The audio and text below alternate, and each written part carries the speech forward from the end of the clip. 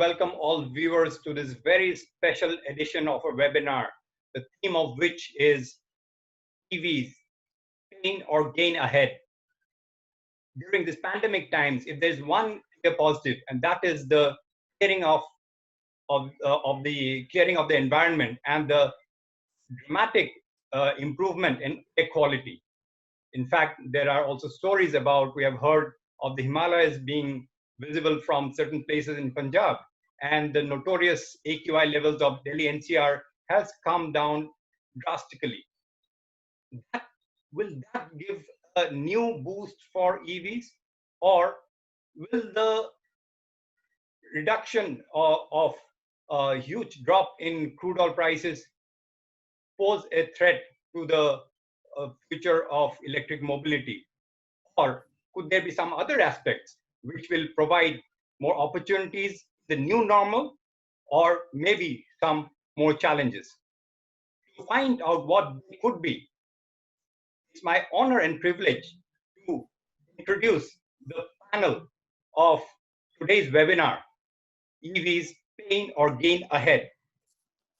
And with me, I have Sri Anil Srivastava, Advisor, Transport and Lead for Next Generation Battery Technology, and Director General, Development Monitoring and Evolution Office at NITI Aayog, India's apex policymaking body.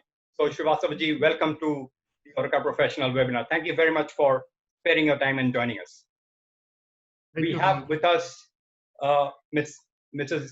Sulaja Firodia Motwani, the founder and CEO of Kinetic Green, part of the Pune-based Kinetic Group. So Sulaja, welcome to the webinar. And we have with us Mr. Mahesh Babu, Managing Director and CEO of Mahindra Electric. He also wears the hat of chairman of the Electric Mobility Group at Society of Indian Automobile Manufacturers. So welcome to the webinar, Mahesh. Thank you for joining us. Thank you, Sumitra. We have with us Mr. Sohinder Gill, CEO Hero Electric, and also the Director General of the whole Association of Electric Vehicle Manufacturers, the Society of Manufacturers of Electric Vehicles, a veteran in the industry also. So, Sohinder ji, thank you for sparing your time and joining us. Pleasure to be here. And we have a dynamic leader of the automotive industry, Nishant Arya, who is the Executive Director of the JBM Group, who has a diverse interest from components to contract manufacturing to electric vehicles, mainly in the commercial vehicle segment and also in the renewable energy space. We look forward to hearing a lot from you, Nishant. Thank you for joining us. So good to be here. Thanks. So on that note, it gives me a great pleasure and honor to invite our keynote speaker for this webinar, Sri Anil Srivastava-ji. Srivastava-ji, the floor is yours. We look forward to hearing from you your thoughts. Good afternoon, everybody. It's nice and privileged to be here, and nice seeing all the familiar faces with whom I have been interacting for last more than 2 years, pushing forward the electric vehicle movement in the country. Friends, we were talking about massive disruptions pre-COVID days, and those disruptions were supposed to be coming from batteries, electric vehicles, transport as a service, grid redundancy, autonomous vehicles, and all these things we were talking about. I'm specifically talking about the mobility aspect and the road transport and the electric vehicle, and that's where these disruptions were talked about.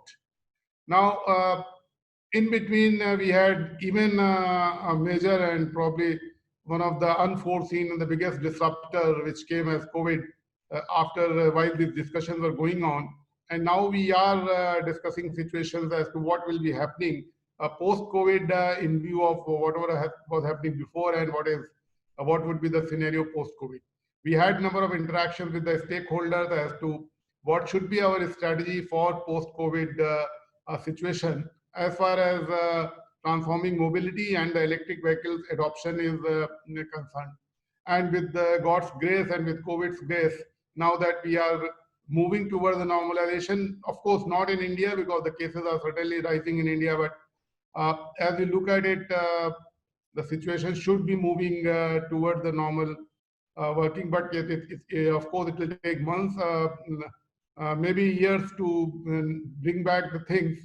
And some of the new projections are also out by the Bloomberg New Energy Foundation and some other think tanks and consulting houses have come out with the new projections and what will be the post-COVID scenario in terms of the electric vehicles and all. Friends, I would like to say that this COVID or whatever is was happening during the lockdown and all must be looked at it from the Indian perspective as a great opportunity, and that we should not be missing out. And I'm very sure that my friends, those who are in the electric vehicle segment, and in fact the entire stakeholders in the electric vehicle scenario should be thinking along the same lines, that this has offered us as a kind of an opportunity which should be grasped. Now, why I'm saying is that now that I have been talking about it for the last about 1.5 months during the peak of the COVID period when everything was locked down, I used to address probably the similar kind of a gathering, and I used to say that the impact of COVID would be much less on the electric vehicles than the normal economy or the industry. And now that a few of the studies which have come out recently, in fact, the BNEF has come out just day before yesterday, and they have also conveyed exactly the same projections that the impact or the dip in the electric vehicle will be lesser than the dip in the automobile segment, and the automobile sector will take 4 to 5 years to come back to what it was in 2018, 2019, whereas in the EV it will be growing and it will come up much faster. For the automobile sector, the internal combustion peak, as it is being said, has been achieved in 2017, and it's extremely unlikely. It's not that the Niti Aayog is saying that, but I'm just quoting a few other projections. It's extremely unlikely that the same levels would be attained, maybe ever in the automobile path which the world is going to take. Now, this is an extremely important statement, important projection with which major consulting organization has come out with. So in that scenario, I think it's a great opportunity. Now the question comes, I discussed this with others also, as to what should be our approach towards the made in India, or rather the localization or the phased manufacturing program which the Department of Heavy Industries has given out, number one. Number two, what impact post-COVID scenario is going to have on the supply chain, global supply chains. And in fact, today morning itself, in another very important roundtable which was going on, somebody mentioned that none of the industry players or we do seriously go into below the tier 1 levels to understand as to what is happening there. So probably this is a statement I thought it's worth being quoted to the OEMs, in the sense that we need to go in below tier 1 levels and go into tier 2 and other levels to understand as to what is happening and how the supply chains are going to be there. And along with that, there is a realization among the user group as to what is the importance of the environment, what is the importance of the clean air, or the impact which the absence of fossil fuel mobility machines have made. And as Sumantra was saying that now the Himalayas are visible and things like that. So in view of that, what could be the attitudinal changes of the people, and what could be the preferences of the people in terms of the adopting the mobility? Yes, it is going to have an impact on the shared mobility, but in what sense? This is also being said that maybe there would be apprehensions, there would be little lesser adoption of the shared mobility. People may move forward to the individual ownership of the vehicle, but then again, it is also coupled with the projections as to the sale of the passenger vehicle will not be as high as probably it was in 2018, 2019. So these are the projections, these are the being said. And then there is another important study which I was undergoing, which has also come out just a few days back, about the two-wheelers adoption in the country. And I was surprised to see that it's being said that the 30% of the two-wheelers in the world are currently electric two-wheelers. Now, this is again something which needs to be, and I'm very sure that those of my enlightened friends, those who are in the panel and those who are even in the gathering, they would be aware of these facts as to in what direction things are moving. Now, what the government is thinking about, yes, we from the Niti Aayog's point of view, we do recommend that the decisions of the government, various departments, ministries, and the finance ministries should be such that we should be in a position to help the stakeholders for a win-win situation. Now, what does the government look forward to? Government looks forward to the job creation. Government looks forward to the reduction in the import bills. Government looks forward to the maximum value addition within the country. So these are the 3-4 items of the wish list of the government. And I'm very sure that the stakeholders, those, whether they are from the OEM side, component manufacturers, users, or even spare parts manufacturers, and even the smaller people, those who are engaged in the industry, they also have similar ambitions. So one has to match the win-win situation for both the government and the other stakeholders.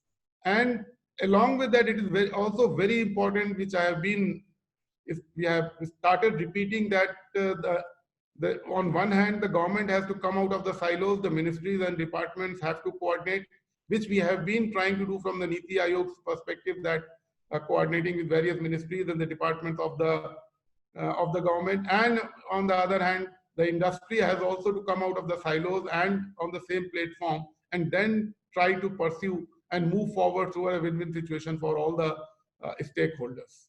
Major decisions which have been taken is that a lot of emphasis is there by the government on the creating the charging infrastructure. We have had few, rather not only few, number of consultations, discussions on this as to how do we proceed with the moving forward with the number of charging stations in the country, what kind of restrictions should be there. Though on a personal level, I strongly believe that the things should be left to the market forces, and the market should decide as to what charging protocols, what kind of charging stations are required. But then again, wherever there is a government subsidy or the government incentive is involved, the ministry or the government would like to put in some kind of restrictions which go in terms of the equity and availability of all kind of services.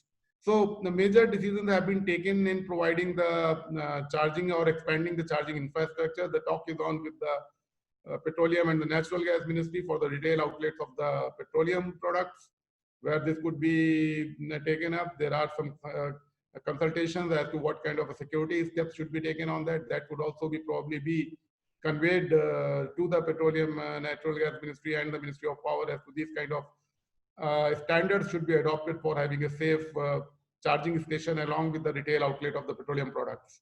Along with that, Department of Heavy Industries is also working very vigorously on the FAME 2, and it's heartening to see that the figures on the EV sales are really picking up. And I'm very sure that those who are here must be seeing the figures. I was surprised to see that from 31st, rather from the middle of the March or the beginning of the March till the end of the May, the number of vehicles which have been picked up in the EV segment are nearly 20% of the total numbers which were done during the last year. So I'm very happy. I mean, I really wish that this COVID gets wound up as quickly as possible, because the FAME 2 has started showing the results now. And as I was anticipating, and I was talking in all the forums, that the 3 years are good enough a period for FAME 2. And I'm very sure Mr. Gill may differ from me, but I'm very confident that we will be able to achieve as to what we want to achieve in FAME 2 targets, provided the Department of Heavy Industries is given the budgetary allocations which is required for the implementation and achievement of those figures which are there with the FAME 2 subsidies. Some of the other major decisions are the Ministry of the Road Transport, which is also working on the same lines, and there is a very strong awareness about the adoption of electric vehicles.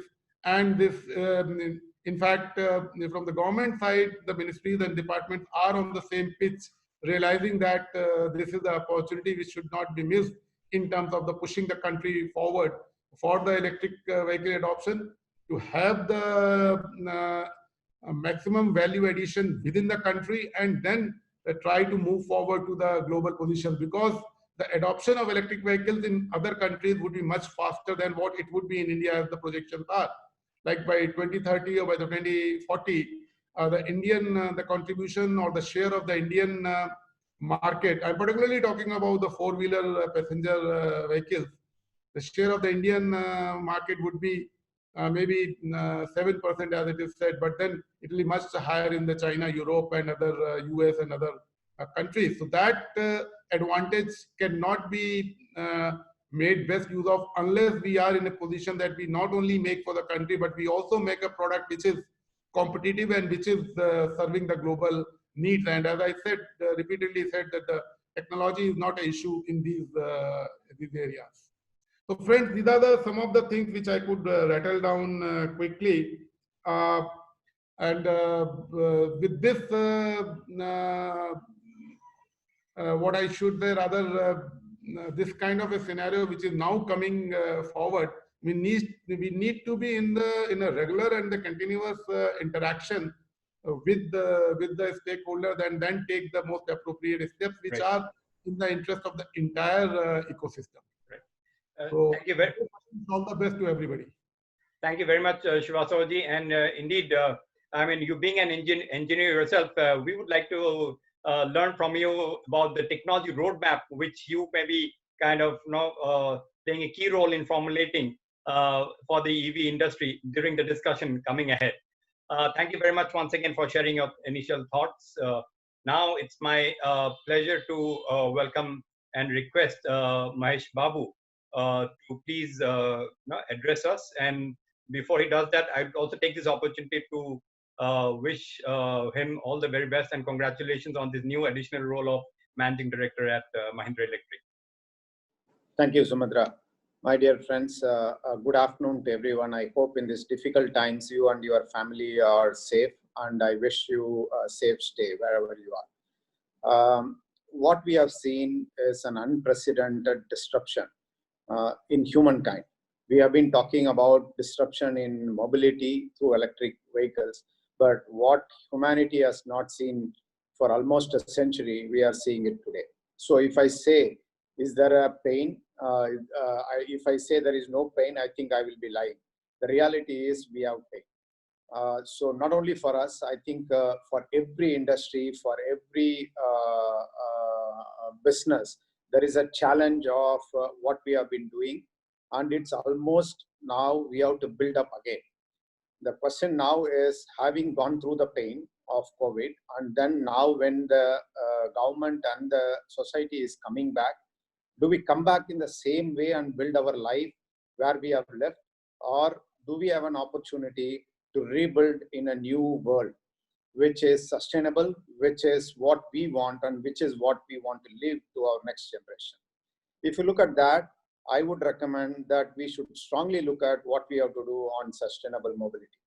Now, thanks to Anilji, who has said that the government of India is still continuing and supporting electric mobility in India, I can also say from the group, we have already announced we have not cut back on any programs in Mahindra, nor we have scaled down anything on our investments in electric mobility. So it is like saying that to save today, you can't mortgage the future. That's what our MD Pawan Goenka used to say. So definitely the investment of future needs to be protected. But having said that, do we have scale and do we have money to do that? I think that's what we need to do as a country, and that's what every industry has to look at. So it's important that for next 3 to 6 months short term, we'll have to look at how do we sustain. Not only we, when we say, I think it's more important that our suppliers, our stakeholders, our customers have to wade through these difficult times, because most of the fleet operators are not able to run the vehicle. They are now catching up, and then they are trying to get the business revival. So we are all, as part of the ecosystem, supporting each other to make sure we all survive in these difficult times and get back to the operations to earn revenue and all the work. So this is going to be a short term. What is going to be a midterm? Midterm, I think we are looking back at growth. I would say the most disrupted industry in the last decade is about automobile, and auto industry. I've seen a lot of tailwinds in the recent past, and the most eligible one to survive is EV, because we are the one who are the disruptors. If we know, if we are not agile, if we are not flexible enough to change in scenario, I think in the whole auto industry, nobody else would be able to handle better than us. So me and my colleagues are here to give confidence to the viewers that EV industry as an industry itself is a disruptor. We are flexible, nimble, and we change the scenario faster. We will work with government to make sure that we will have to look at some of the Make in India concepts, like Anilji said on PMP, to enable how we can do investment and also promote Make in India of not just the battery cells, but also many components on EV. When we do it today, I think we have some challenges on cost economics. So I think we need to sit with the government and see how do we get the cost economics better when compared to other countries. We will do that going forward. That's going to be the part of the future. So what we are seeing, India is a very unique market. India is a very unique market of two-wheelers, three-wheelers, a little bit of four-wheelers, and we are now talking about electric mobility in transport like buses and so on. So India's story has always been two three-wheeler story. So if you look at three-wheelers, I can very comfortably say both the product, the process, and the way in which we are selling has to be completely changed post-COVID because of various ways of, you talked about shared mobility, you talked about individual. Now, will it remove all the e-rickshaws? Will it have challenges in going in autos? I don't think so, because we are seeing early shoot already in the market on three-wheelers picking up well.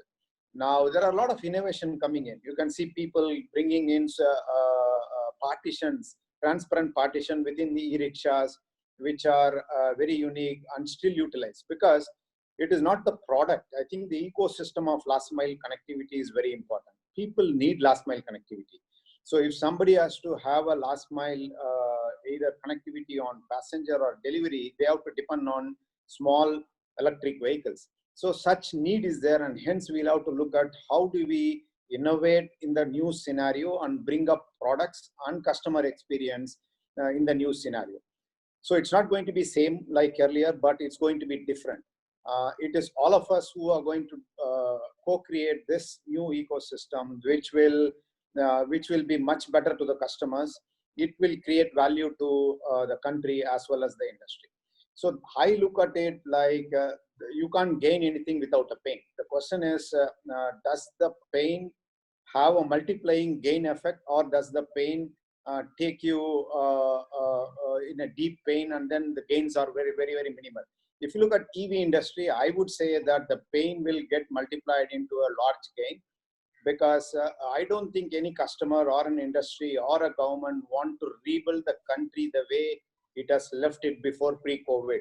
And like you said, now from Punjab you can see Himalayas, you can clearly see the skies around the cities. So it clearly said, it also cleared out a lot of doubts with people whether really the electric mobility will remove pollution. So if you look at economic activity, movement of mobility in cities, it has very clearly demonstrated if zero tailpipe emission vehicles are run in a city will be cleaner to that extent. We have seen close to 20% reduction in pollution and so on and so forth. So we'll have to look at how that helps living. Right. Having said that, coming to four-wheeler industry, four-wheeler personal vehicles are going to be the choice, because electric vehicles are, we said till now make economic sense in four-wheelers, but now the car sharing is going to be a little bit challenged. Having said that, most of our sale happened in either employee commute or on government fleets, or places where it was not shared by public, but it was mostly shared by a community like an office or something like that. So we see that there is a chance that we can still have an penetration of EVs, because the economics works. why would an electric three-wheeler like Mahindra Trio be better in the market? Because it makes economic sense. Even after paying EMI, you will be able to save more money. Wherever we are finding an economic viability of electric vehicle or the low-lying fruits, and that's where we need to concentrate and make sure that customers are coming back with a new way after the COVID, and that is going to be a gain.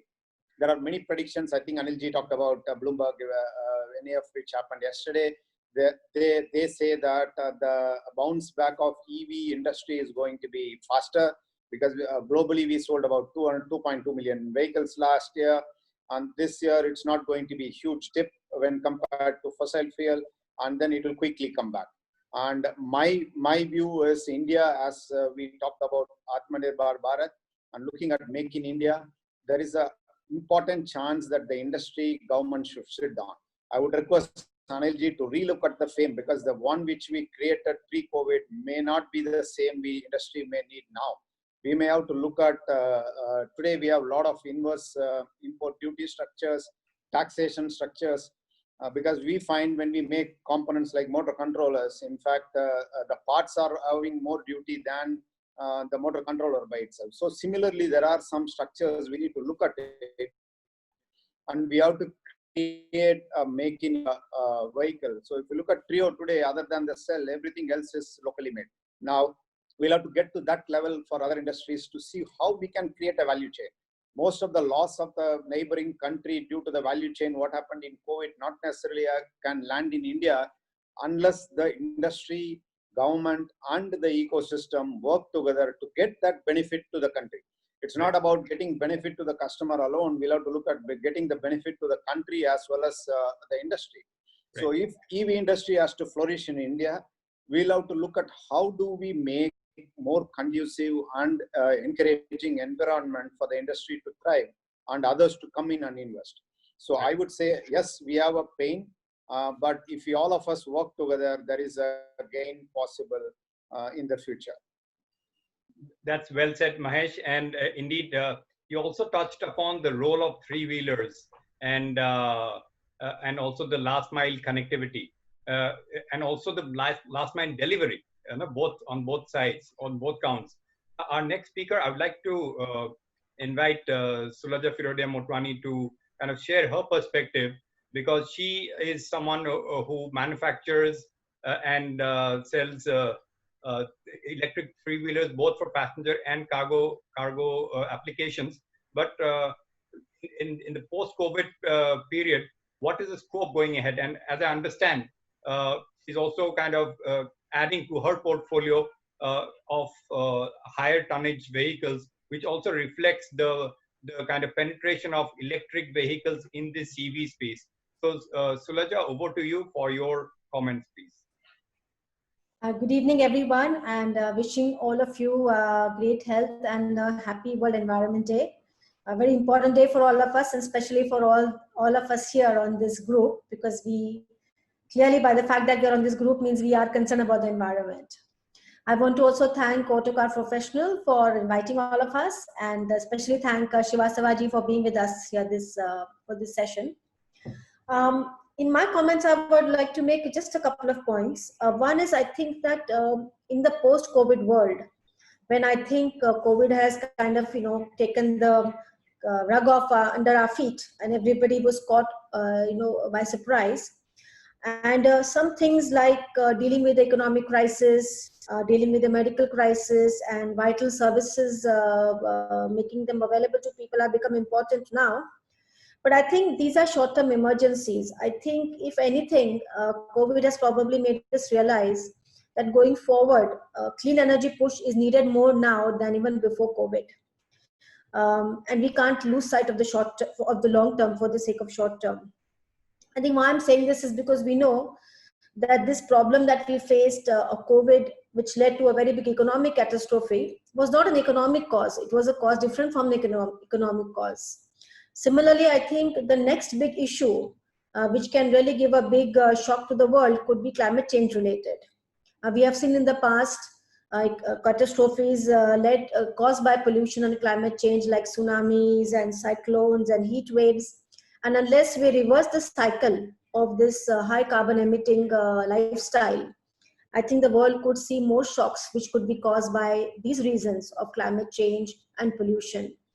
So I think the first point I want to make is that more so than now than ever before, I think we have all realized that issues of health, economic, climate change are all interrelated and very important to be addressed together as a whole, because these can cause havoc in our lives. So I think it's time to pause, rethink, and dedicate ourselves to a low carbon era going forward, more so now than ever before. So this is the first thing I want to share with all of you. Second thing, I think that today's point is, is there going to be pain and gain in the short term and long term for the EV sector? I think that there is definitely going to be some impact in the short term. I think there is one reason, of course, which is the lower oil prices, which could make the case for EVs less compelling, especially when it comes to four-wheelers. There could be some other issues, however, that will affect the EV industry. First of all, I think customers could turn a bit risk averse. When people are trying to save every rupee that they can, they might like to stick to something that they're familiar with. They might even just postpone their purchases. So therefore, buying an EV may not be on the top of their list. Secondly, there's an overall impact on automobile sector, which will affect EVs as well. People may decide to hold on to their cash and postpone their demand altogether. And third, I think there's also risk of lower investments by the automobile sector overall in EVs as they try to protect their existing businesses. So I think if we do nothing, there could be a short-term impact which could affect the EV industries, which has just begun to take off. Some of the companies in EV sector are smaller; they are startups. Unless there is a continued support, some of them might face difficulties and not be able to sustain. So these are the impacts that could be faced by all of us. But I think what's more important to remember is that in the long run, again, EV is required. It's very much a desirable part of the ecosystem now, transportation ecosystem, and also overall social ecosystem. We've seen that EVs are going to lead to a better planet, lower pollution. They're going to also contribute to government's efforts of fuel security. And more importantly, if you look at the trends, EVs are going to be cheaper than ICE vehicles. Of course, they're already cheaper to run. They could also become cheaper to own with the falling prices of their aggregates and the batteries. So I think it can be argued that EVs are very much desirable in the post-COVID world.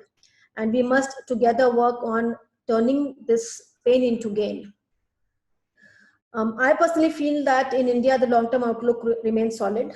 As Maheshji said, India is a very unique market where we are the world's largest two-wheeler and three-wheeler market. And if we are able to accelerate electrification of these sectors, we could put millions of EVs on Indian roads, which could lead to a great saving in the pollution and also create a large ecosystem in India for EVs, EV components, EV charging, and we could really become not only Atmanirbhar, but we could become global suppliers of EV technologies. So I think India has a very strong case socially and economically to invest in EVs.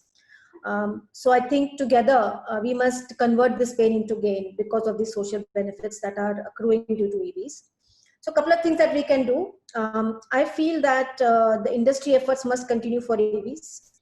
We must remain committed. And also I feel that the policy support that we have been receiving from the government must continue. First, I think what's critical is that the government speak and the industry speak, leadership speak, should remain very positive. We must announce and form a public opinion that we are committed to electric vehicles. That because of COVID, it's not that our priorities have shifted. It's not that we are thinking that some other sectors are important or some other priorities are important. But we must continuously emphasize that electric vehicles are a priority for our country, for our government, for our industry, for our people. And ensure that people know that there is a long-term commitment to electric vehicles, which will give them confidence to continue buying EVs. Secondly, I feel that there may be some support required. Government has been very supportive in the last few years, and I think a few more things, if they can support the industry, it can help the industry to sustain and revive. Few suggestions such as continuing the FAME for a longer period of time, and maybe giving some kind of a booster incentive for the next 1-2 years. Again, to kind of make the compelling economics come forward to the customers. while keeping the overall budget same, I think will help the industry. Maybe just for 12 months or 15 months, we can increase the level of subsidy from 10,000 rupees per kilowatt hour to 15,000 rupees per kilowatt hour. It may not make a big difference economically, but it will give a stronger boost to the demand for EVs. And also implementing the policies which are already announced by the states will really help us to accelerate the deployment. So there are the few things which I think we should do. The industry has to come forward and the government has to support us. And so I would like to summarize and say that the story of EVs remains very much intact. We can convert the pains into gains, but that's if we want to keep it intact. Therefore, for that, the commitment to the cause of EVs and pushing the pedal on the policy for EVs are both required. If we act quickly and swiftly and collaboratively, definitely EVs can lead the recovery for automobile sector in the post-COVID world. Thank you very much.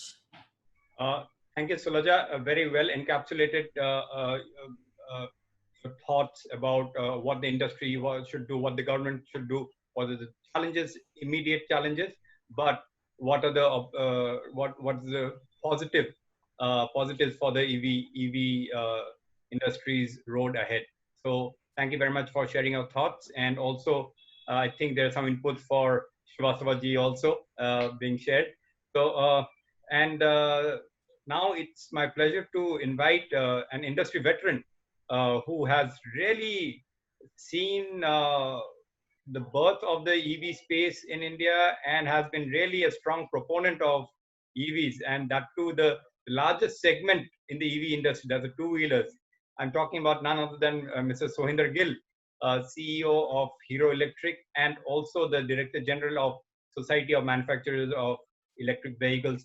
Sohinder ji, over to you, please. Thank you, Sumantra, and thank you, friends. What better day than today to talk about electric vehicles, the subject that is so close to all our heart, World Environment Day. See, because it's not national, it is not state, it's the world we are talking of. The air that we are breathing is coming from the neighboring countries. Even the water is flowing from the country I think we'd love to hit. So one has to think from a point of view that at an individual level, or at a national level, or at a global level, what can we all do together to take this EVs to a different level? Because one thing is certain, and it is written on the wall, that one fine day, we will not have IC engines in this world. It is so compelling. The equation is so good in favor of EVs that one day will come. Whether it will come in 50 years or 5 years or 15 years, that's the question here. Like what we are all talking is bringing that date nearer to us, bringing that date from horizon to realm of actuality here. So all that efforts that are going into transforming into an EV society perhaps are on the time span. It's nothing to do with the basis of whether EVs are good or bad. So from that point of view, when we want to accelerate the adoption of EVs, for me, it's just one thing other than public transport. It is the customer who has to like EVs. He has to find value for money in the electric vehicles, or he has to have a mindset of changing over intangible things that he has in mind from point of view of environment or other things that is doing great for the country when he's switching over to EVs. So that one customer can multiply into hundreds and thousands, and ultimately the line starts flowing and the suction starts towards OEMs producing more, supply chain coming into the picture, government policies getting aligned. So the pull of the customer perhaps is the foremost here. But for the pull, what can be done to accelerate or to catalyze are myriad things that we should be talking. Amongst the top of the list is the customer is very savvy when he wants to spend his money. So he looks at very many options that he has had, and some of them he has had for many decades. And such good quality products India has been making, whether it is cars or two-wheelers or three-wheelers. So from there on, the first option is whether what I am buying now is as good as that. The second thing is will the commitment or the assurances given by the company will be really met? And third, am I the one of the very few guys who is taking this risk when there are not many on the road who have switched over to EVs? So why should I be the first one? Let me wait. Let me wait for a few more years. Maybe my next car or my next two-wheeler could be EV. But right now, I don't want to take that risk. So these 3-4 things obviously come to surface and uppermost in the mind of a customer. Other things that come to the mind about environment to a certain extent, surely that does come. But I believe all my 300,000 customers, we try to touch base with them. At least 30-40% of them respond saying that we feel proud about buying electric scooter, but only after we have purchased it. But we don't take it into the decision set of purchasing. But once we have purchased it, once we have started using it, we feel good about it, and we feel good about talking about the reason of purchase also being contributing to the environment. So perhaps that is one thing that is somewhere on the horizon, but not translating into adoption as of now. So the two objectives of electric vehicles today, one is environment and second is the crude oil conservation, two large objectives, other than being opportunity of being a global player and creating a new set of industry leading to huge employment. These two objectives are the objectives at a very large level, governmental level. That's why it's a three-legged race. That is why perhaps the industry and the policymakers and the customer has to run this race together.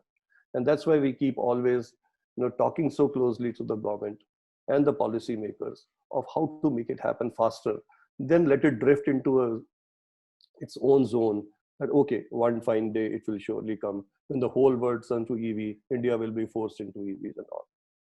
So now, if we look at post-COVID, pre-COVID scenario, and I'm specifically talking of two-wheelers now, because here we find a lot of experts are in different domains. So let me restrict my comments to two-wheelers. In post-COVID behavior of customer, one of the things that has really changed that everybody universally knows is the need to be safe and social distancing to be one of the very, very important part of everyday routine of a customer. And a large population of India moves in public transport, in otherwise metros or buses or some other public transport. So there is a lurking fear in their mind. There is somewhere nagging in their minds, which may continue for some more time, maybe some months or even some year, 1 or 2 years, that am I safe enough? Even if the guy is gutsy enough to use public transport, his family is always fearful. When the bread earner comes in the evening, is he carrying the COVID along with him? And if so, how do we keep the guy safe and how do we keep the family safe is an everyday fear. So from that point of view, certainly one thing has happened post-COVID is that the need has suddenly shifted from a public transport to a private transport. Now, what are the options for this guy who is trying to shift from a public transport to a personal transport in a lower middle income group or a middle income group who is generally buying a two-wheeler? See, first things that comes to mind is a second-hand petrol two-wheeler, because that's the cheapest thing. Neither he has that much money to buy big ticket items, nor he wants to spend at this point of crisis, and it is understandably so, anything which is a guzzling of his reserves, years of business. So the cash conservation is the key today. So the first thing that comes to mind is, can I buy something for 20,000, 25,000, a second-hand, pre-owned type of a motorcycle or a scooter? And the next thing that comes to mind is, can I buy my age-old favorite two-wheelers, whether it is a Honda, Hero, or whatever, Yamaha, because I used to do that all my life. And the last thing that comes to his mind is, should I also try electric? Because I have been hearing about it, but I haven't really given a serious consideration about it. So should I try it now? So those customers who get filtered down to electric, they discover that the cash conservation part of it really gets answered very well when they convert to electric mobility, because they are the serious buyers now. They are not on the frills of just coming in and coming out of a decision of buying an electric two-wheeler or non-electric two-wheeler.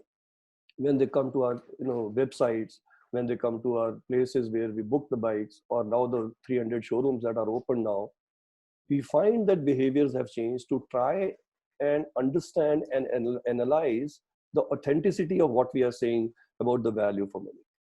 And that starts with a very detailed calculation of showing him how an electric vehicle saves for you personally, saves on the capex, saves on the running cost, and then it is also so good for the environment.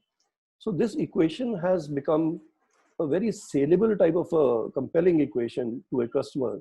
And the only thing that remains in the minds of customer is, still, I'm one of the very few ones who's going to take this plunge. I'm not confident of that. There are not many on the road. So maybe let me talk to 10 friends. Let me think about who else is using. So there's a lot of checkbacks that he tries to do, and ultimately finds not many electric two-wheelers around. And that's what reduces his confidence of switching over to electric mobility. So that's where, like Sulujaji was saying, that if somehow we can create this density in a short period of time, rather than spreading over this efforts over a 3 years period, 4 years period, and let it happen the way it is, can we create a density, at least in some polluting cities of India, those 12 polluting cities of India, density enough that one can spot a two-wheeler electric running on the road here and there and talk to two others and find out whether they are doing great or bad, and whether they may have the right choice. So that tipping of minds, because this is a clear case of an early adopter versus a mass adoption. So the mass adoption will happen only when there is a critical mass that is created. And critical mass, if it is created in isolation, where OEMs work differently from the policymakers, and customer sits on the fence and still thinks about goods about it, may get drifted apart to a point when this conversion will be only 2, 3, 4, 7%, etc. So my strong belief is this is the time. This is the time when we all know, like Maheshji was saying, that there is no doubt in the mind of policymakers, nor in the minds of customers, that tailpipe emission is the problem for air pollution. 40% of the pollution comes out tailpipe. So forget about ambient. Let's talk of tailpipe emissions. Let's talk of toxic fumes, which is 3 times that we breathe every day when we go to offices or workplace from the tailpipe of the bumper to bumper traffic. Even if we are able to reduce that to a certain extent, we all will be healthier.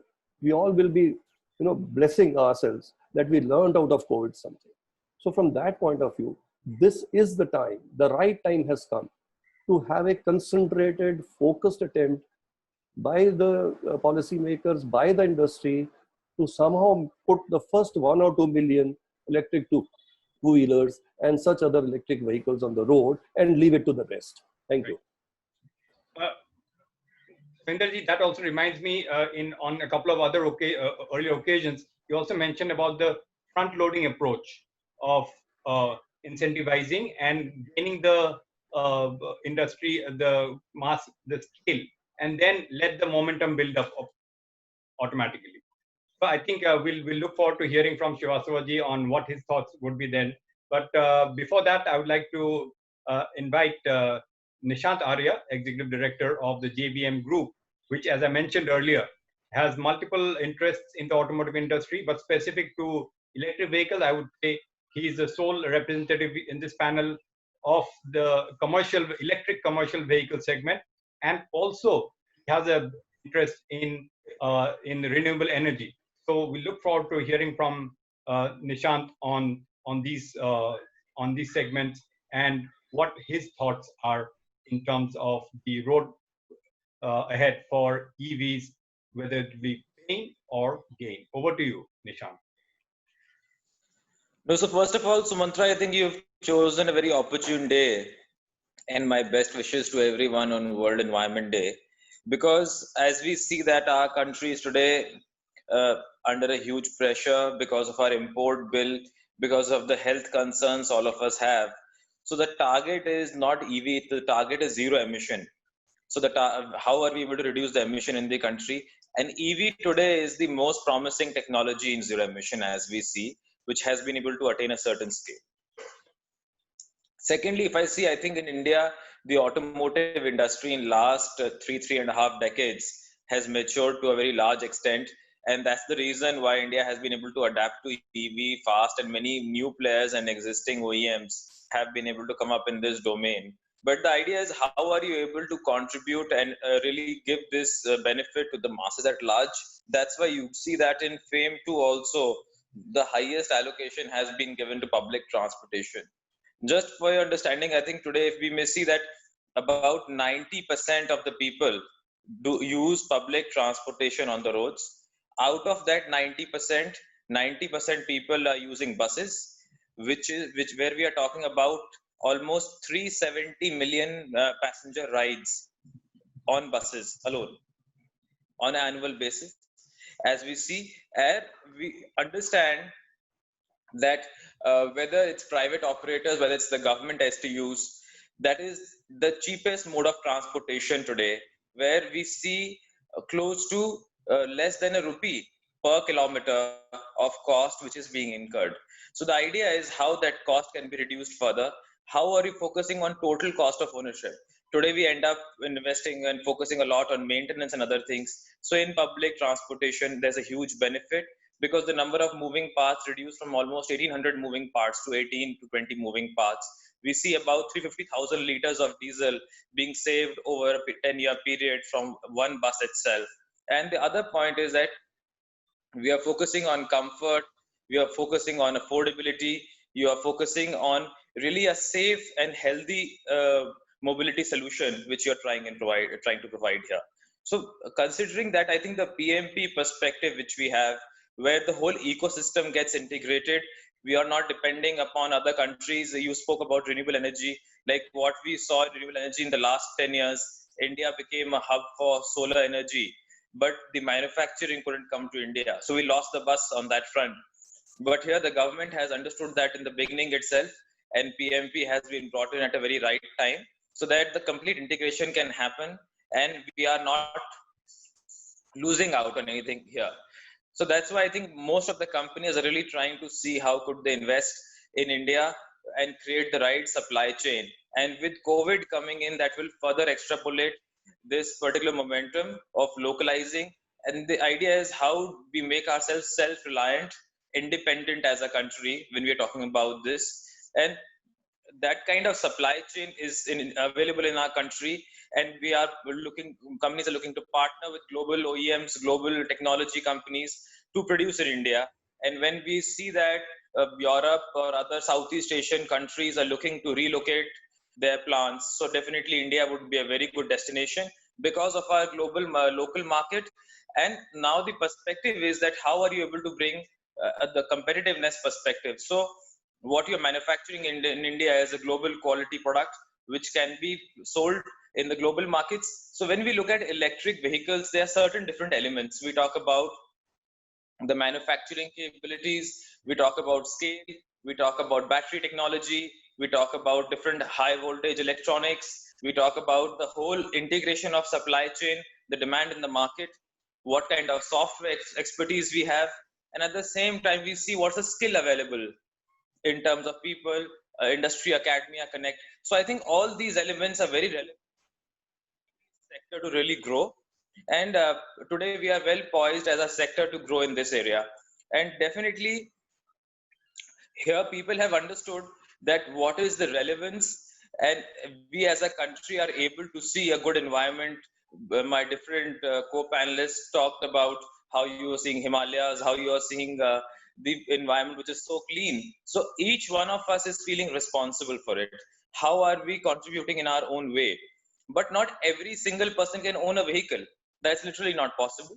And in times of social distancing, masks, people need to wear masks, people need to see that the cleanliness and sanitization is a proper focus. So we as a company, what we have tried to do is how we are using artificial intelligence, how we are using machine learning, that different CCTV cameras are able to capture in all the buses and all different applications, that how people are sitting. And rather because of that, I would say more number of buses and public transportation solutions will be required for people to use them.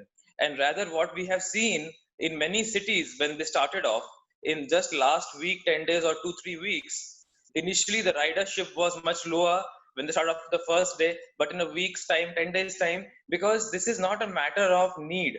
It's a choice people are making at times. But definitely, if they're making a choice, if we provide them with safe vehicles, that is what they want to use. And as I shared, the ridership is the highest in this area. So if we are able to integrate it very well with new technologies like artificial intelligence, we would be able to monitor, we'll be able to track people, we'll be able to see what kind of sanitization solutions are being provided, which will be very helpful in this, because this is a new normal, this is here to stay. We're not talking about a month or two, this is 6 months, 9 months or a year, we don't know today. Right. So how are we addressing this problem for the longer term is very, very important.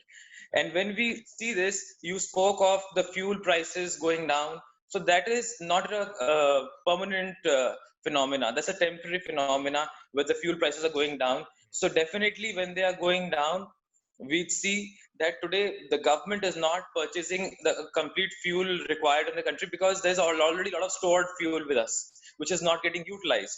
So the realistic benefits would take much longer to come by when the market would start picking up, as we see in the coming months through the year.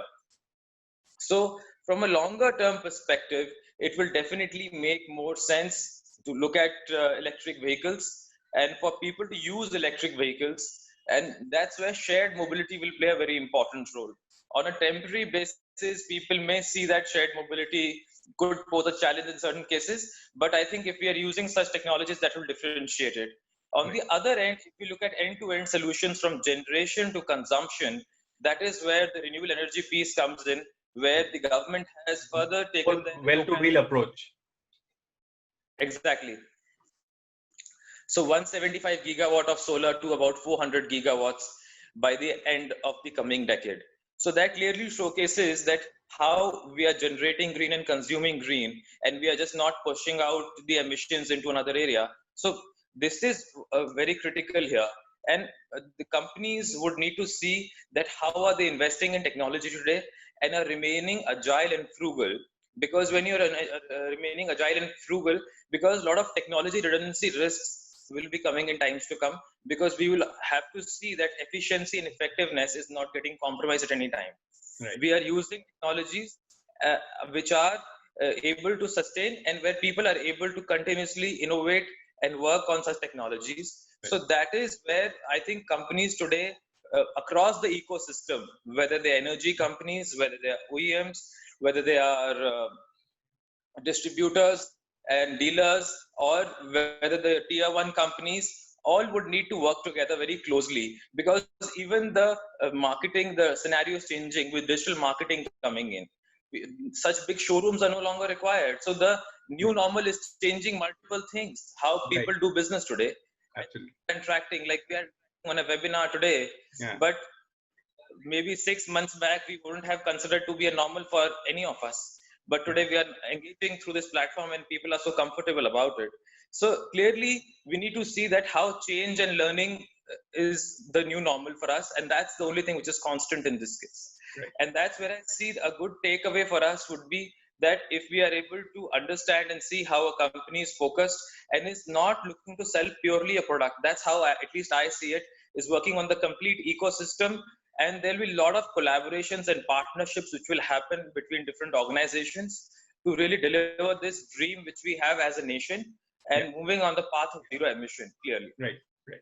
In fact, you ended it on the absolute interesting point of collaboration, because this whole collaboration which has been there, collaboration is not new to the automotive industry, but the rate, the examples, the instances of collaboration between large organizations, large and small organizations, startups and 100-year-old plus organizations are growing, and most of it is being driven by the electric mobility trend.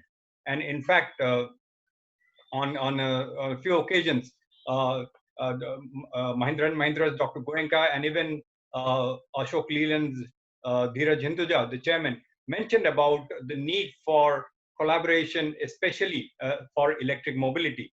And I think it will even drive the collaboration trend even further. Thank you very much, Nishant, for sharing your thoughts. That brings us There, to I this. would just add one small point Yes. that even startups would be a very important element of this ecosystem today, where we would be all these OEMs would be collaborating with startups who can really add a lot of value, and people coming up with new ideas can give a great experience to all of us, where we are not using traditional ways of working in many cases. Yeah, yeah. It's a new industry, and new ideas perhaps will work faster and even more efficiently. That brings us to my first question in the discussion. Srivastavaji, straight to the point. FAME, is there any thinking on the maybe modification of FAME 2 or an extension perhaps because of what we are going through currently, and whatever the new prospects of the electric vehicle industry that appears or being thrown up by the kind of current pandemic situation?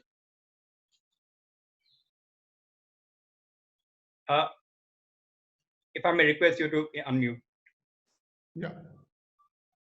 FAME is a scheme of the Department of Heavy Industries, and if I say anything in these kind of forums, it will not be appropriate on my part. Although Niti Aayog is very actively, and we are looking into all the aspects of the FAME. I can only say as to what probably is the thinking from my personal viewpoint as to what could be there. I had interaction with all these familiar faces, those who are here, and maybe in other segments also, four-wheeler, shared mobility. I had 5-6 different webinars, and I had planned some more, but then somehow the need did not arise. So there was a strong voice to have FAME from the supply side also, which could be thought about as to what FAME could be there from beside the demand side incentive, the supply side incentive from the FAME. But the need would arise only if we see, or rather, I mean, in my personal opinion, again, rather if we feel that it's not able to achieve what it was expected to be achieving in 3 years of time. So if the going is good and everything is going well, then probably not major modification or amendments would be required in FAME. But yes, of course, these are the few points I said very broadly, the supply side incentive from the FAME.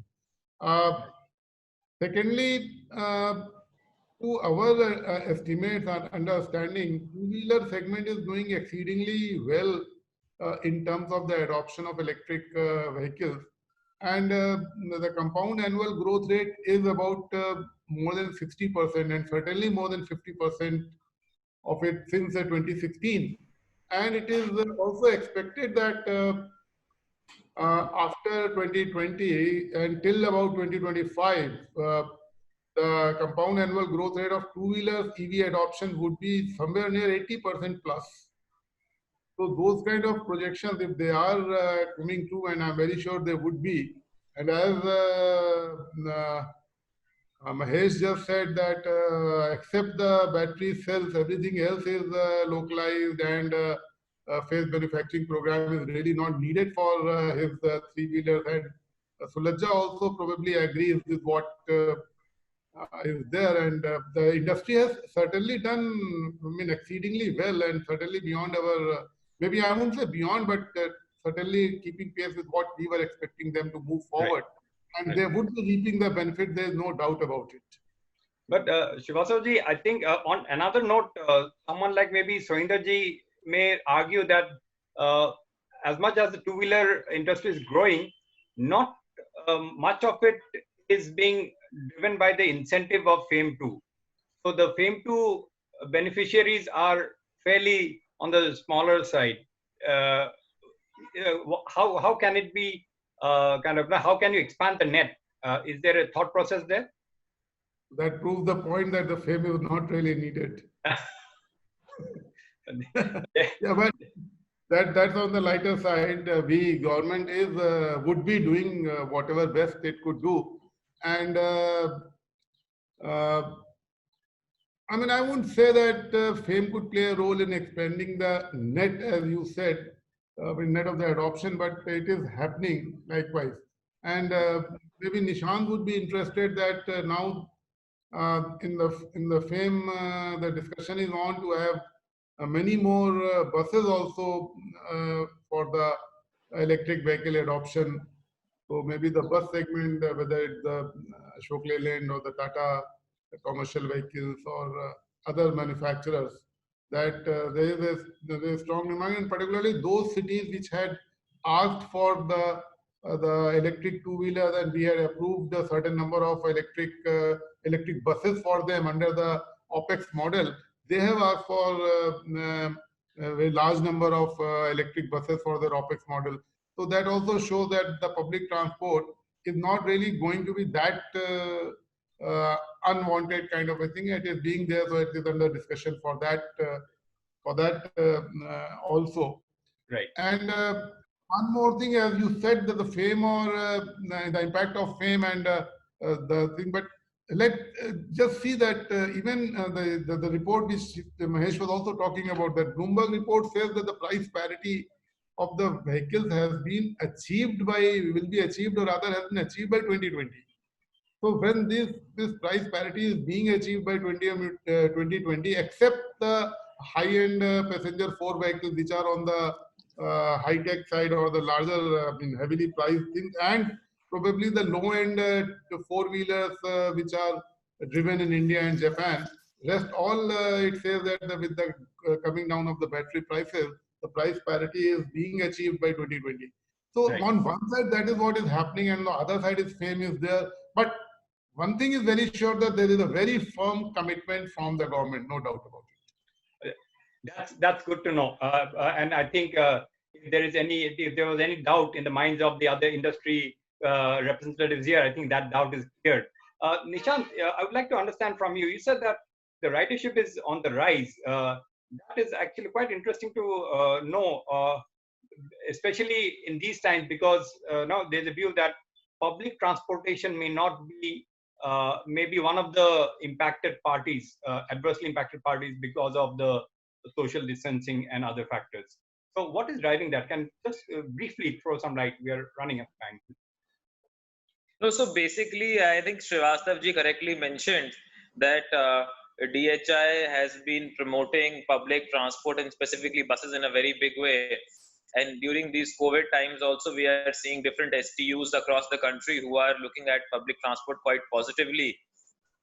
So what we have seen that during the COVID period, a lot of the public transport had been diverted for the repatriation of workers and migrants from different cities and states. And now then they were brought back for the local public transportation after the lockdown was being lifted under different phases and different containment zones. So initially they were seeing not a very high traction, but in the last 10 days to 2 weeks in different cities, it will be different across the country. The traction has increased multifold, which people were not imagining the way it would. Definitely it has not reached to the optimum level what was pre-COVID, but the increase has been multifold at a very fast pace. So we see that the new normal will be reached in a short period of time itself. All Since all the SOPs which are being followed are quite commendable, and they're really seeing that they're ensuring a very high level of safety and sanitization for the masses at large. Right. Mahesh, I would like to come to you to understand the supply chain, the localization of the supply chain. We have all seen, right from around mid-Jan, the kind of impact that the conventional ICE industry has faced in terms of disruption because of what happened in China. And therefore, perhaps the efforts to localize and reduce dependence on China, especially from the ICE industry. But when it comes to EVs, it has been more challenging, isn't it? And how do you deal with what measures can be taken to address that? See, if you look at EV, while we say that most of the components we make in India, I think still in the supply chain, there are some elements which we depend on import. Let's look at power electronics. So while the PCBs and the old motor controllers and the chargers and DC-DC are made by locally, still the capacitors, resistors and the IGBTs are being imported. So by and large, we depend on the global supply chain. What is more important here is, are we playing on the global supply chain from the product perspective? So while you import capacitors and IGBTs, are we good enough to export motor controllers? Are we good enough to export battery packs? Are we good enough to? So if you look at that, I would say now in the 48-volt system, we are almost made every single item in locally, and except the cell, as I said in the auto, our 8 kilowatt motor, our 2.4 kilowatt charger, the 800 watts DC, everything is made locally in India. We are also looking at how do we export them, because we are getting a lot of inquiries from quadricycles from Europe and also in US. They want such components. So we are looking at how do we play in the global supply chain of such components globally. I think that's where India has to play a role, because right now, even in electronics, India is becoming competitive, and it is not competitive as of today in manufacturing. But government is doing a lot of efforts. I would suggest that government do the same or very similar on a better way to support local manufacturing, like Anilji said, on the supply side, not just on the demand side, to attract investment. Right. Now, we also have to look at some of the duty structures, because when we did all this localization, we realized that the component duties are higher than the sub-assembly part duties. So it doesn't make sense for somebody to sub-assemble in India with higher duty structure for buying components. So this needs to be looked at. That's why I said we need to look at the whole finance team, DHI team together to see if we have to become, India has to become a part of global chain on EV. What are all needs to be done? I think we need to list down jointly as a team top 5 and then say this is what the duty structure should be. This should be the incentive for export for manufacturing of components of EV, and so on and so forth. If you work that, I think we have a good chance to get to the global supply chain. That is exactly what I wanted to ask Srivastava-ji, in terms of the technology roadmap for localized EV technologies.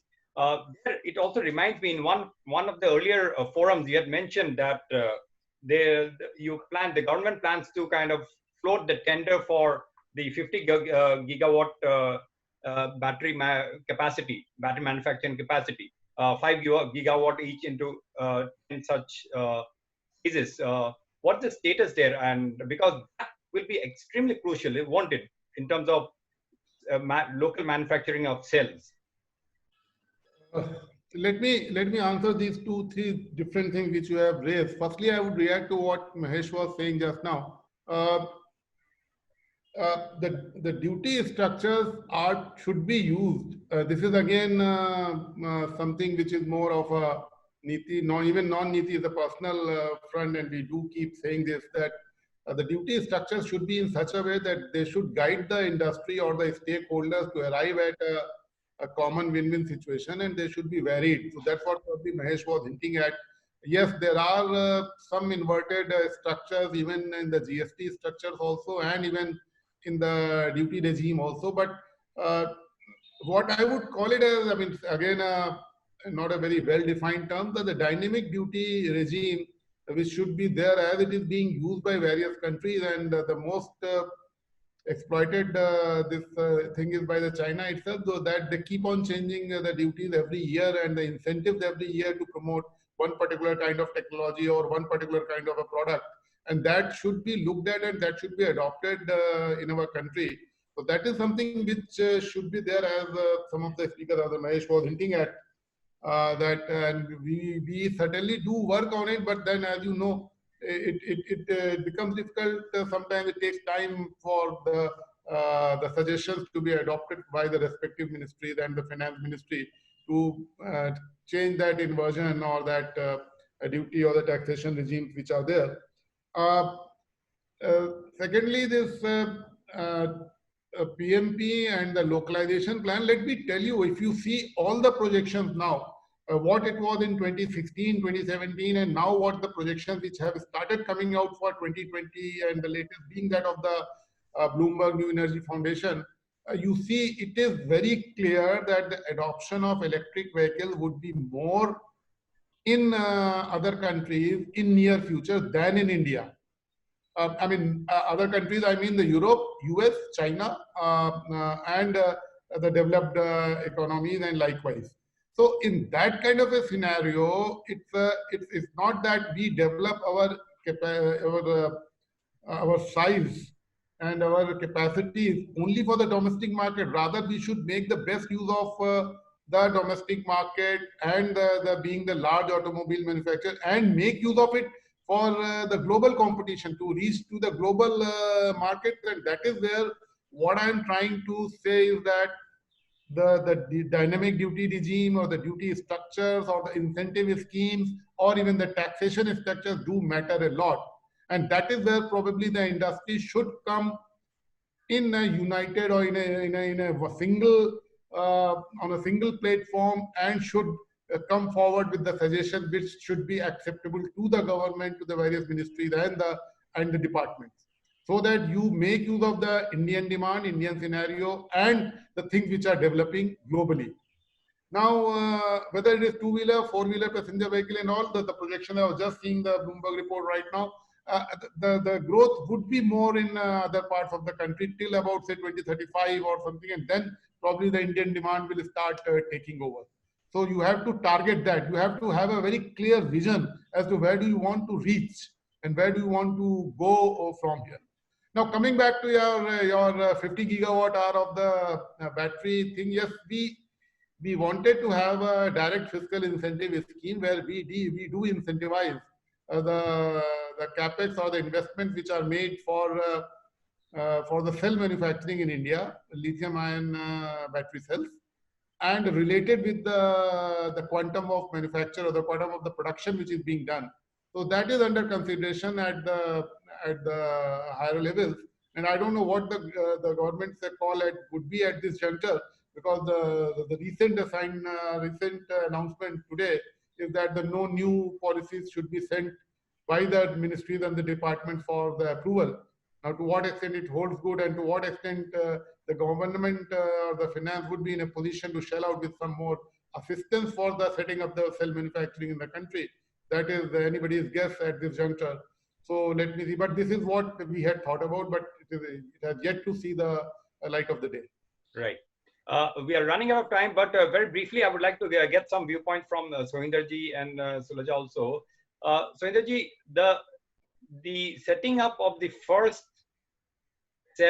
local cell manufacturing, will that will be the most crucial part of this whole supply chain localization, isn't it? Yeah, it's a fuel. So obviously, ultimately, the fuel has to be indigenized. Otherwise, we are shifting from like one dependency to another dependency. But like Anilji is saying, it can take its time because the volumes are so low today. The economic level of a cell manufacturing plant is still away, I suppose. So even if it is after 2 years, until the time there is some alternate, it doesn't no harm, because chemistries are evolving so quickly. Elon Musk just is going to launch a 1 million kilometers or miles battery next month, right? And GM is also saying that. So fine, in some cases, the early bird advantage may not be there for large extent, and one can always wait for some more time to see to it the demand is generated in a way that the cells in India are not that costly that it is prohibitive to buy from India, in spite of the duty that one would pay if you buy from Taiwan, Korea, or China. Right. Suloja, I would like to understand from you in terms of the electric mobility penetration or presence in the commercial vehicle segment. As I understand, there is it's a bottom-up approach there. How do you see that progressing now? Is in this post-COVID period? Do you see because of a kind of potential stronger growth in e-commerce would also lead to better opportunities for maybe three-wheel or maybe small four-wheeled electric commercial vehicles?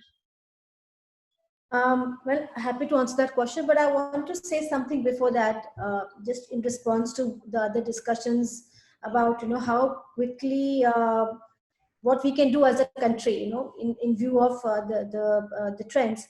I want to just say one thing here, that see, India has its own unique market and transportation structure. And while globally there's an emphasis on cars, and for that you have to make the cells locally, I think in India currently the electric mobility will be driven by the smaller vehicles, two-wheelers and three-wheelers. And I want to say that in the last few years, we've made a lot of progress. Government policy has been clarified. Startups and EV companies have come forward and invested money. Supply chain is now getting localized. And most importantly, customers' mind towards EV is changing. From, why should I buy EV? They're at least saying, why not an EV? And there's a positive mindset towards an EV. So I think in the next 2-3 years, if we can focus on really creating population of electric three-wheelers and two-wheelers in our country, and of course buses, because people are enjoying going in electric buses as well, I think that will set the momentum for the next stage. So jo dikhta hai wo bikta hai kind of a thing. And in this next 2-3 years, what's critical is that there is still a 40% price gap between an ICE vehicle and an electric vehicle. So 40 to 50% electric vehicles are still more expensive. So we have to work together to reduce the price gap through making the cells locally, batteries locally, through some form of upfront incentives to the customers, not to the companies, but to the customers. Then we will win this race. And India could become world's largest electric vehicle market in terms of volumes. So I think we are entering a very exciting era. And now answering your question, I think one of the segments which is showing a lot of promise is delivery vehicles, for sure. Earlier, basically, people were using diesel vehicles, or whether it's three-wheelers or the LCVs like a Tata Ace or those kind of vehicles. But because of the e-commerce companies which are having their own sustainability goals, and because of the lower running cost of the EVs, I think there is a propensity to look at electric vehicle fleets. There is, however, one catch, that the loading market in India has been driven by overloading. So people buy a half-ton vehicle but put 1 ton in it. People buy 1 ton vehicle but they load it to 1.5 to 2 ton. And where diesel and the torque of the diesel has really been sort of the driver of adoption. So if this segment has to pick up, then even the mindset of the drivers has to change. That they have to focus on reduced cost per kilometer as a driver of their business vis-a-vis overloading, and earning a few more rupees. Yeah. So I think this will happen, but I see this is a good opportunity for EVs to really enter the fleet segment, whether it's for e-commerce or FMCG, these kind of segments. I think it's something that's opening up as a very good opportunity for electric three-wheelers and small LCVs. Before we wrap up, Mahesh, I would like to understand from you, scale is absolutely crucial for the EV industry, definitely in the future, but even now to kind of gain momentum. And therefore, it's kind of more the merrier kind of a approach for, in terms of scenario, more the merrier scenario for players. Is there a thought process within the SIAM Electric Mobility Group of having a kind of a consortium for joint developmental work or things like that, wherein you not only get the scale but also kind of share the costs? Because I believe some years earlier there was a plan to this effect. See, Sumatra, I think what you're saying is we need to create a team of people, the thought leaders, to have this. If you look at it, I think many of our panel about giving scenario based on the confidence of the leader who are in this panel, outside this panel, because they are the one who have to achieve the penetration. Only. Sorry, Mahesh, we are losing it. Can you come again, please? Who is creating the market? See, what I'm saying is the consultants are saying penetration in India or abroad based on what leaders take action and what industry take action. So their projection of India is going to be so much on electric is based on my colleagues on the panel and outside the panel who are working on EV. So it is I want to make the difference in the market. Work with government, work with customers, drive the change, what has to be. And for that, we have leaders, everybody working. What I like, I think we are not able to follow you. If you can repeat. Soinderji were talking about, we need to give. Sumantra, are you able to hear me now? Yes, Better? yes. Now it's better. Yes. Yes. So what I'm saying is there are many forums like Electric Mobility Group in SIAM, the leaders in this panel who are all driving the change in the market for sustainable mobility. So we are the one who are going to drive the market to get what the consultants has to report of 30% penetration or 20% penetration, but it needs a lot of efforts. So as SIAM Electric Mobility Group, we have been talking about various initiatives we need to do as an industry, work with government, work with consumers, awareness, and many more. What I like the most idea is NITI working on a lighthouse project. I think Soinder Gill talked about how one particular city and deep penetration can change the whole perception. Similarly, Ms. Suloja have been talking about Jo Dikta or Bikta. So people have to see an intense adoption. What we have seen when we launched Trio, huge, dense Raipur or indoor adoption. Or look at Kerala today. Kerala, 3 cities, they are not registering any other than autos, electric autos. You can see multiple vehicles running on one particular place. That completely changes the whole scenario and mindset of the people. So we'll have to literally create lighthouse cities, whether it is 2-wheelers, 3-wheelers, buses. Then say, like what happens in Amsterdam, very similarly what happens in, let's say, one city in India, which has every 2-wheeler, every 3-wheeler, every bus running on an electric, and which will help 4-wheelers to adapt, individuals to adapt. So if we create that scenario, I think it will be working up. So we'll be happy as EMG Group with working with SMEVs or NITI to create such scenario, and happy to work on creating such scenario. I think that will be a lighthouse project which will help to create what we want to do, and it will also be a gift to the World Environmental Day if we all work together to that extent. Is that an idea? If everyone in this panel is supportive of it, it's the right approach? A quick vote.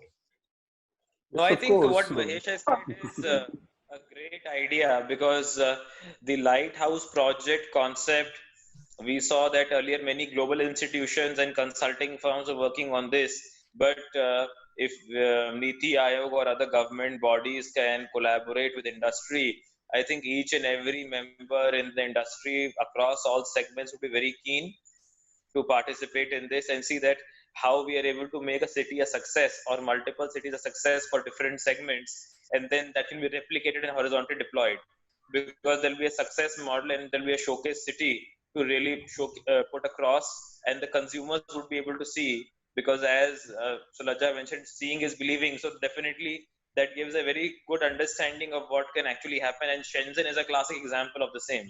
And many other cities in the world, what exactly they have done, whether on taxis or public transport or other areas, and deploying chargers also, as Srivastavji mentioned, government wants to set up chargers. So I think if we pick a couple of cities around such kind of projects would be very beneficial and would be testimony to the fact what we want to put across. Mantra, one fact I want to share, that 40% of our sales are referral sales. Oh. So that itself shows, right, how much people are depending on asking somebody or looking at somebody and then buying a vehicle. So obviously everybody is saying in one voice, it's density in pilot projects, showcasing examples successfully, and then transplanting. That's a very positive indication for the society and what the prospects could be for electric mobility. I mean, specifically to your segment as well. So that's a positive note to end this very special edition of the Autocar Professional webinar on. We overshot the time, but the fact is that because it was such an enriching and engaging discussion, we ran short of time. That's a good problem to have, and it also shows how important and how passionate and driven the industry is, as well as policymakers and the government is to kind of promote the electric mobility kind of movement and bring it up to speed and get the much required scale and propel India onto the global stage in terms of in the electric mobility industry. So on that note, gentlemen and lady Sulaja, thank you very much. Srivastavaji, thank you very much. Really appreciate you sparing your time and joining us. Mahesh Babu, thank you very much. Inderji and Nishant, really, thank you very much. It was really, I really enjoyed hosting this panel discussion and the webinar, and it was indeed a very enriching and engaging discussion, which I'm sure our viewers will also agree with me. On that note, wishing everyone safety, good health, and best wishes for the future. Thank you very much. Thank you. Stay safe. Thanks. Stay safe. Thank you. Bye-bye. Safe.